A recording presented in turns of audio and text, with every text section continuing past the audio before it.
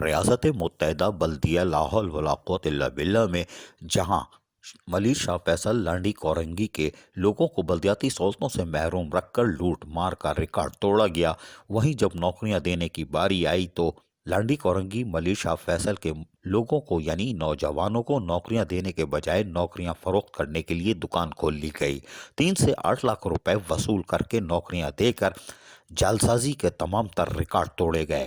سندھ حکومت کی طرف سے واضح پابندی کے باوجود سندھ حکومت کے ریٹ کو چیلنج کرتے ہوئے جعلی بھرتیاں کی گئی، جس کی کل ہم نے آپ کو کھل کر مختصر سی نشاندہی بھی کی ہے۔ مزید تفصیلات نام وام بھی فراہم کر سکتے ہیں۔ جعلی بینک اکاؤنٹ کھولنے والے کو بھی ہم بتا سکتے ہیں کون ہے۔ ٹھپے لگانے والے، سروس بک بنانے والے، جعلی سائن کرنے والوں کے بھی ہم اگلی قسم میں پورے نام بتائیں گے۔ اور یہ سلسلہ 2015 سے جو شروع ہوا ہے، اس وقت کے ایڈمنسٹریٹر کے ایک اور ہوش ربا انکشافات بھی آپ کو بتائیں گے، جنہوں نے کروڑوں روپے کا نقصان پہنچایا اور جعلی بھرتیاں کس طرح کیں، اور اس میں سابقہ کون سے ایڈمنسٹریٹر بھی نیب کے حوالے ہو سکتے ہیں، بعد میں وہ یقیناً محفوظ ہو جائیں گے۔ تاہم موجودہ ڈپٹی کمشنر اور ایڈمنسٹریٹر نے ایک انکوائری کمیٹی تشکیل دی ہے، جس کے سربراہ میونسپل کمشنر ہیں، اور انکوائری کمیٹی تیزی سے کام کر رہی ہے۔ اور اب سابق چیئرمین کی جعلی بھرتیوں کے بارے میں جو نوجوانوں سے لوٹ مار کی گئی ہے، 3 سے 8 لاکھ روپے لیے گئے ہیں، ان کی تفصیلات طلب کر لی گئی ہے۔ اس سلسلے میں ایک پرفارما 13 کالم کا جاری کیا گیا ہے۔ اس کالم کے اندر ملازم کب بھرتی ہوا، کس نے کیا، اور خاص طور پر کس افسر نے بھرتی کیا، وہ تفصیل مانگی گئی ہے، یعنی کس افسر کو آپ نے 3 سے 8 لاکھ روپے دیے۔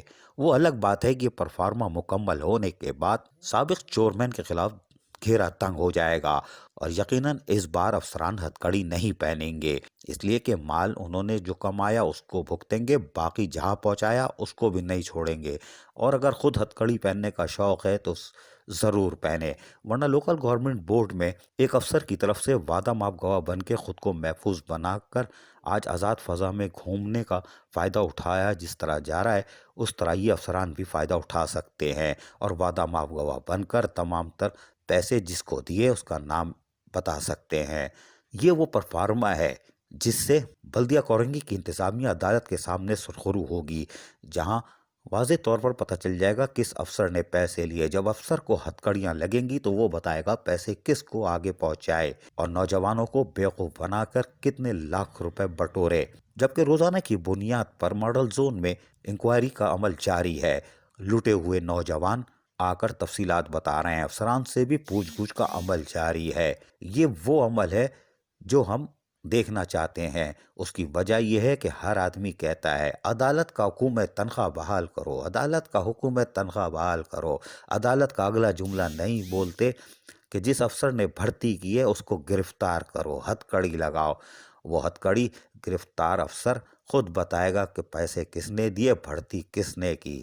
2012 میں معصوم نوجوانوں کو جھونکنے والے نے اپنی بھرتیاں، اپنے رشتہ داروں کی بھرتیاں، اپنے کوآرڈینیٹر کی بھرتیاں 2009 میں کر کے محفوظ بنانے کی ناکام کوشش کی تھی۔ وہ بھانڈا بھی ہم کل پھوڑ چکے۔ اب یقیناً سابق چیئرمین کے خلاف گھیرا تنگ ہو چکا ہے۔ افسران نے اگر سچ نہیں بولا تو جیل جانے کو تیار ہو جائیں۔ عزیز رشتہ داروں میں چورن بکے گا، اور اگر انہوں نے وعدہ ماف گواہ بن گئے اور اصل حقیقت بتا دی تو سابق چیئرمین کو اب کوئی نہیں بچا سکے گا۔ عزیز عارف، KBS بلدیاتی نیوز، کراچی۔